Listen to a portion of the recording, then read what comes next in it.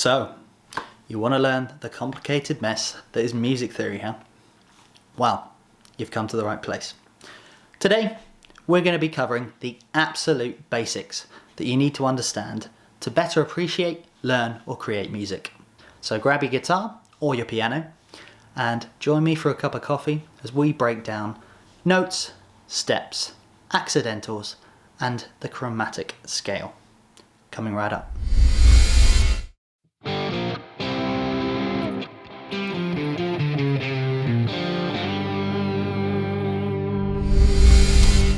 Hello friends, thanks for stopping by.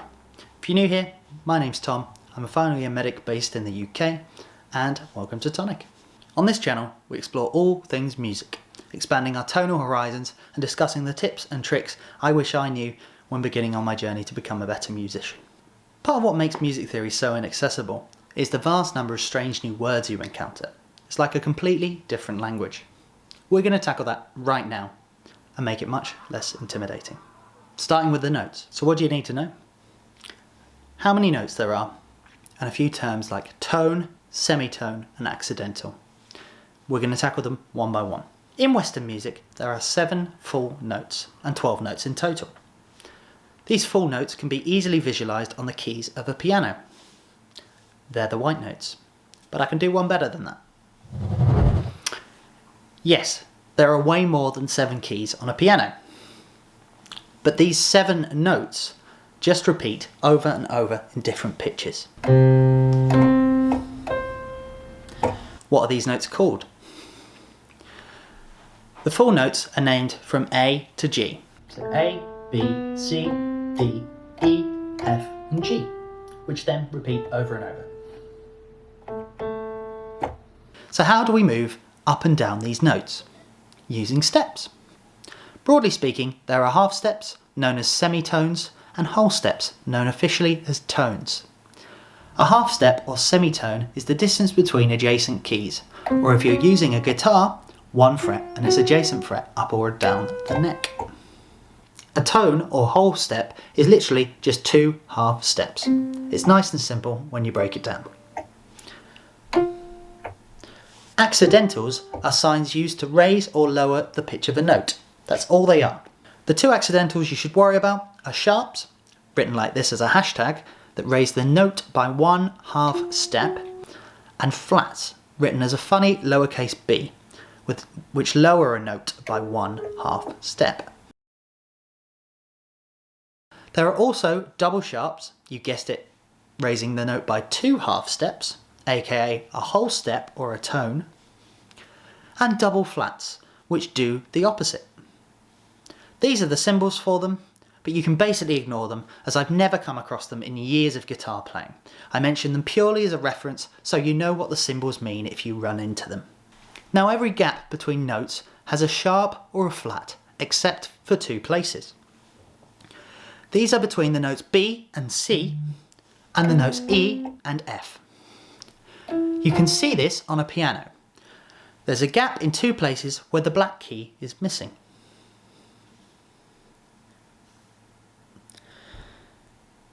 There's an important point I want to touch on before we move on.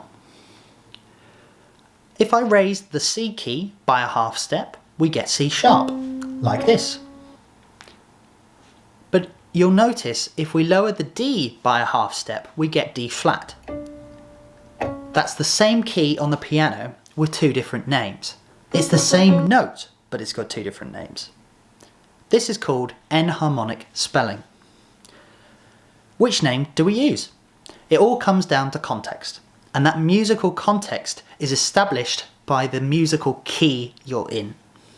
The key explains what notes should be sharps and what should be flats to maintain the rules of a certain sound. I'm now going to show you an example. Let's take the example of C major versus G major.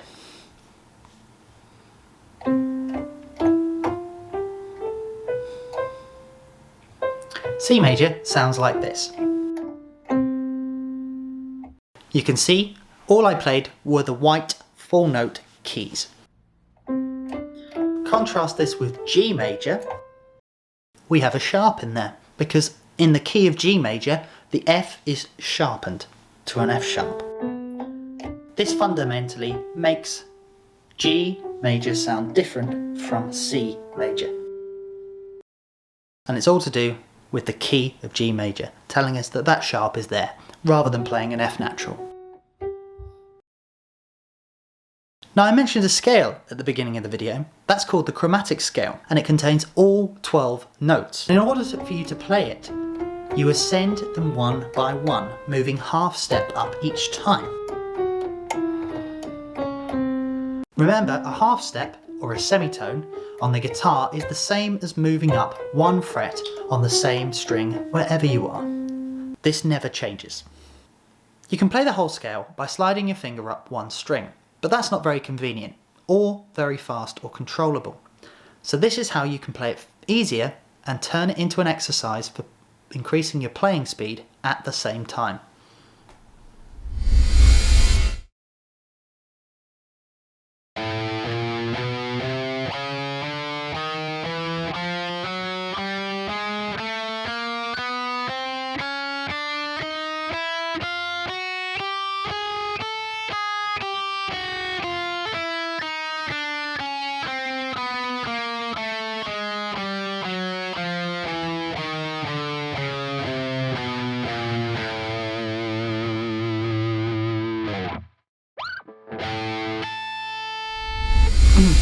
There you have it. A brief look at the absolute basics of music theory. Today we've covered the notes in Western music, what steps are, what accidentals are, and a quick look at the chromatic scale. If you want more like this, please check out the lessons playlist I've linked above my head for more educational music content. If you have any questions or any queries, drop them down in the comments below and I'll do my best to answer them. I hope you enjoyed the video and found it useful. If so, please smash that like button and comment down below. It helps the channel out massively and makes the algorithm more likely to recommend the video to other people. That's all for now, folks. See you in the next video.